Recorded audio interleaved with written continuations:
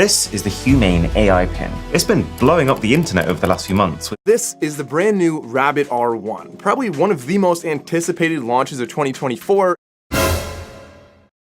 So that first clip wasn't exaggerating at all. These two companies in particular got a tremendous amount of airplay last year and this year, and now that the products are out, the reviews are in, they're not good. Ironically, top dog tech reviewer Marques Brownlee sums it up best himself. What are we doing here?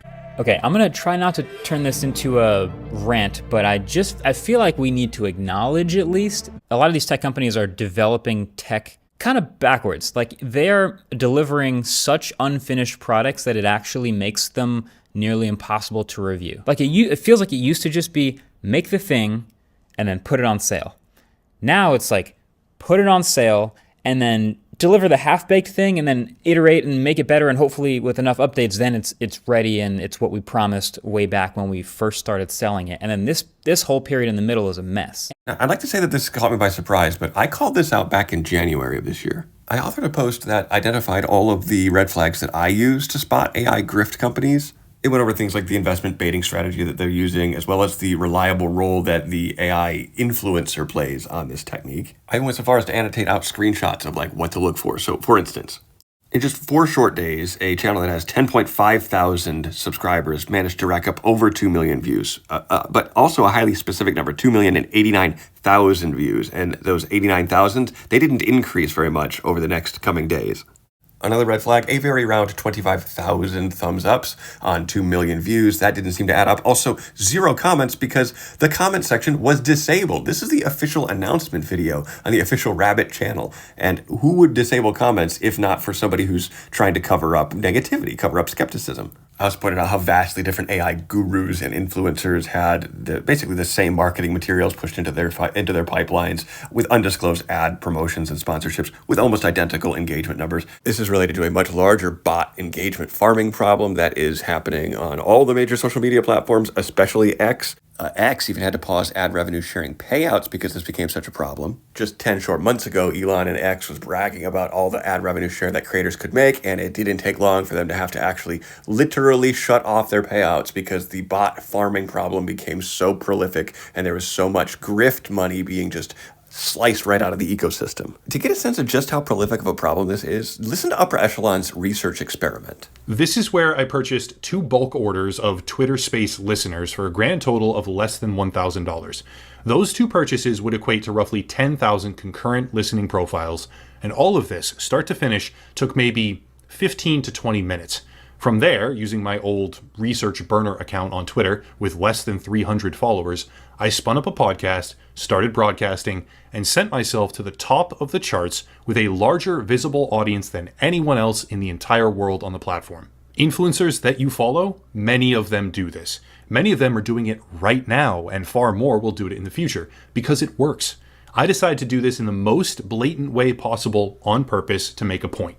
However, had I wanted to, I could have obfuscated this, used a larger foundation, peppered in some secondary metric buys, and had the largest Twitter Spaces in the world while using it as a launch pad to meet high-profile guests and build connections. And guys, the effectiveness of this tactic can't be overstated, okay? Here's an Andrej Karpathy retweet, okay? And for those of you who don't know, Andrej Karpathy is one of the most well-known and respected minds in the artificial intelligence and machine learning community, okay? His resume includes stops at OpenAI. He was the head of ML and machine learning for vision driving at Tesla. This guy is next level. So this is what Upper Echelon was talking about, how like you can use this bot traffic and all of this discoverability and visibility that you're generating for yourself to get the attention of really key players, influential players in any field.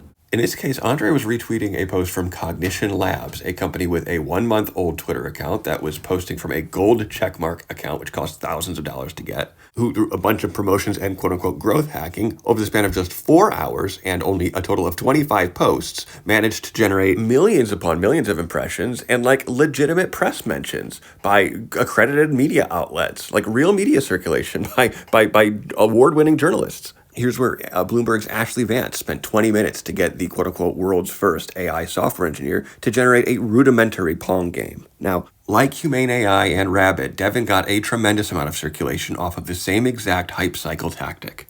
And just 1 month after this hype cycle kicked off, Devin closed a $175 million round at a $2 billion valuation by legitimate investors. All of this fervor happening in just a matter of weeks with $0 in revenue, by the way. And when they make reference to the current investor frenzy that surrounds AI startups, they are at least in part referring to a lot of this artificial frenzy that's being created. And lo and behold, just scrolling a little further down the YouTube search result page, you end up finding out that Devin turns out to be mostly vaporware. And it's not like just a little bit falling short of its promise. It's like a lot of bit dead on arrival, like Marques Brownlee was saying. Now, let me tell you why this Devin use case bugs me so much, because I definitely have a dog in this fight. My name's Josh Olin, and I created the actual first AI software engineer that actually works, by the way. It's called WebGPT, or Web Requests, which was the ChatGPT plugin from last year. Basically, a significant portion of what the actual value prop claim of Devin is, but we actually do it. I'm just going to give you a couple video examples here of what our system is capable of. Remember how Ashley Vance from Bloomberg, she reviewed Devin and tried to make a Pong game, and it took about 20 minutes, and it was sort of rudimentary, and it kind of worked, and she had to copy and paste code into a code editor, and the whole 9 yards. Well, I wanted to just kind of dunk on Devin and demonstrate how in WebGPT, I could build the full game of Pong in under 10 minutes, and it would deploy it to a playable environment for me. No code necessary whatsoever, no configurations or downloads needed. So here you're seeing from just a single kickoff prompt where I define what I wanted, WebGPT, which is a front end built inside of the ChatGPT plus custom GPT store. So talk about like absolute frictionless accessibility for customers. You don't even need to use a separate user interface or learn a new UI that I built. This is all built directly into the ChatGPT platform. But you see it's closely integrated with these external creative playgrounds. In this case, it deployed me a canvas where my Pong game is going to be playable, and then automatically begins implementing the game on its own. It gives me another link to playtest the game, lays out its next steps, and then I can just click it and try it out. Of course, this is just the first build of an iterative human-in-the-loop build process where I go back to the chat on a mobile device, by the way, and finish building out my Pong game. And just for brevity, I'm going to fast forward. We do end up in under 10 minutes building the entire game. I'm going to play one more use case video in its entirety because it's pretty brief. Let's use WebGPT to demonstrate a simple use case for AI in education. Let's say I was making a YouTube video where I wanted to accurately visualize the orbital trajectories of all the planets in our solar system. Now, out of the box, a large language model might struggle with a physics exercise like this. What you're watching here is actual ChatGPT 3.5's stock attempt at this. But because WebGPT has native web access, it's able to actually go look up all of the orbital trajectories that it needs. It then automatically pivots to implementing its first iteration of our solar system demonstration. And it just spits out a convenient link to an interactive no-code playground where, yep, it did successfully implement, well, the innermost 4 planets anyway. And because this is the GPT-4 vision model at the heart of WebGPT, I can actually just take a screenshot and request that the LLM implement the outer foremost.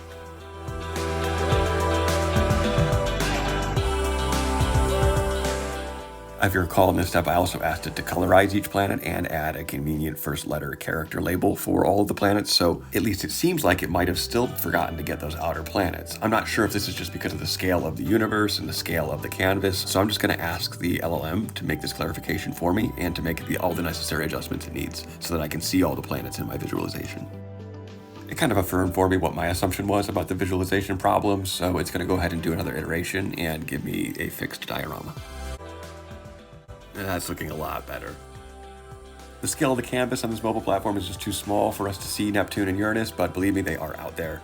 And we could always just ask the LLM to make those adjustments if we really needed to. Now, I've built and published a number of use case videos demonstrating the wide range of capabilities of WebGPT. This was a full-color Etch-a-Sketch that was built in just under 6 minutes. Here's a completely from-scratch original top-down survival shooter I made, complete with a survival time counter, a power-up timer, and multiple lives. All just from natural language prompts in a matter of minutes, not hours. And by the way, WebGPT is completely free to any ChatGPT Plus subscribers. We wanted to make this as frictionless as possible. That's how stacked against us this deck really is. You know, these other grifters are slapping ridiculous price tags, unnecessary hardware shells on top of what is ultimately vaporware. And we, meanwhile, aren't even monetizing it, and we're struggling to generate even a fraction of the attention that they're able to capture. The key difference separating companies like Devin and Cognition Labs, who raise hundreds of millions of dollars on the backs of their overpromised vaporware, and a company like mine, is that my videos only get thousands of views because we're not overpromising, we're not overhyping, and we're not artificially padding our numbers to game and grift this system.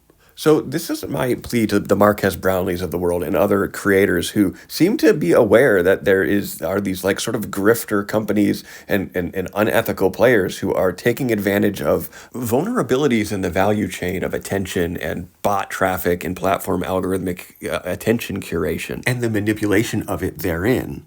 Maybe rather than giving what surely amounts to millions upon millions of dollars of free media exposure, that is what this ultimately adds up to for these other grifters. Well, instead, this is me asking you humbly to send that attention towards other more ethical creators and builders and small businesses instead. We are out there and we refuse to compromise on our ethics. I understand how these companies are playing the game, so to speak, right? And I could play the game as well and capitulate if I really wanted to. If I really had to, but that's not a world I want to live in. That's a kind of artificial society that I shudder to think what generations down the line, what that'll be like.